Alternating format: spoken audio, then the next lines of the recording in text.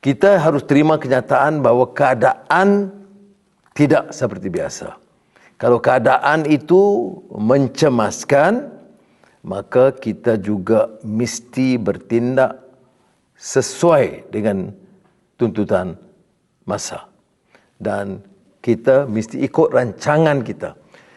Kita telah menubuhkan Majlis Tindakan Ekonomi Negara dan memilih tokoh-tokoh yang sangat wibawa membantu kerajaan dalam bidang ini.